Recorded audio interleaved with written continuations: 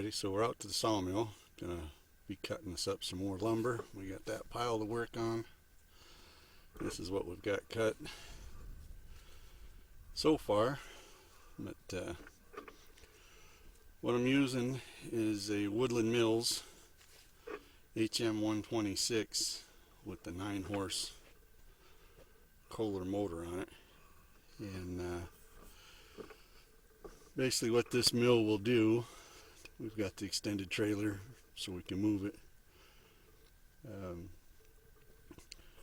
This mill will cut a 26-inch log 16 feet long, which is about 4 feet longer than what I want to be cutting them because those get heavy.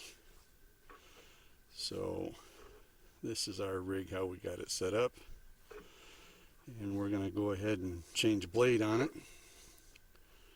and we'll get back to you here in just a second, which is good to go. But anyhow, if you're all wondering how I come up with this particular sawmill, a little over a year's worth of investigating different mills and researching it. And this particular company, these are their top of the line mills, whereas the other companies that are competing with them, these are not their top of the line mills. They make commercial grade mills. Anyhow, there's a fella from Ontario, Canada that I watched quite a bit, and I still do, on YouTube, and it's called Sawing with Sandy. I'm not going to say post a link or anything right here because honestly I don't know how. So until I have Prepper Dave show me how to do that at Cosmo Media, I'm lost. But anyways, Sawing with Sandy. Heck of a nice video, informative, really nice guy to watch. I really get a kick out of him. But he runs this particular sawmill, actually the one bigger than this, and it's because of him that I basically bought this particular model. So what we're going to do, we're going to get in here and pull this blade out, and there's a lever right here that's the torsion bar, so make sure that's got nothing on it. It's that way we can pull this off. Pull this. This is called a blade guard, excuse me, which basically what it does is it saves you from leaving skin on the sawmill. Alright, so let's pull this out of there.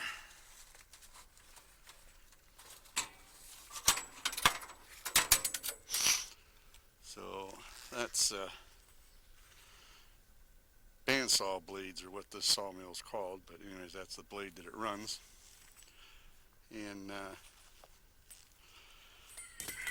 the best thing to do with these is you find a buddy or somebody that doesn't need all their fingers and or doesn't use their fingers, and let them unwrap this bugger. Oh, it didn't work. Spring loaded, and they're just scary when they get loose. That's why. And these buggers are sharp. Apparently I didn't need that part of my leg. Good to go. Alrighty. Put this joker on. Actually get the broom out, Keith. Clean all this sawdust out of here every chance you get, because it just makes everything run a lot better. Keeps that from, because these are just on these wheels, so if you don't have all the sawdust out of there, it'll make them slip on you, so you don't want that to happen. So, alright. Put this joker back on. Get in them guys where you belong. No, come on now. I'm not interested in donating blood today. Alright.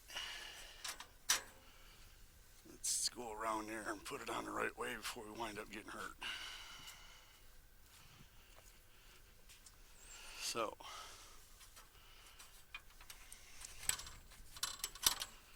what you do is you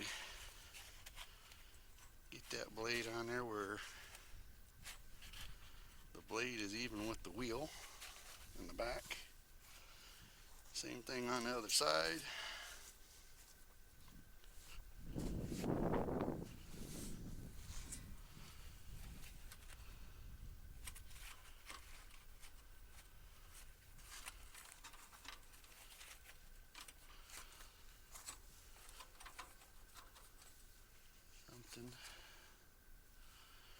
Alright, let's get some tension on that wheel and that'll help tighten that blade up.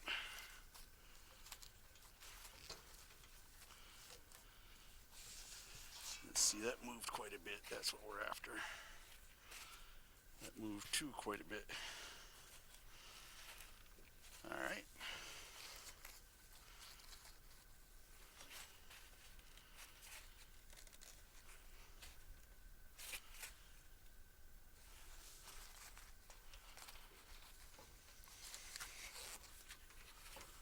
Give her a spin and seat that blade where you want it,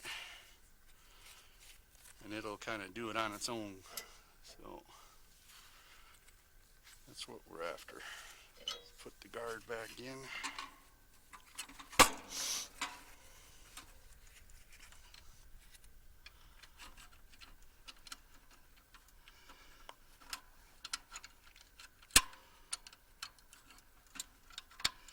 Don't let it beat you.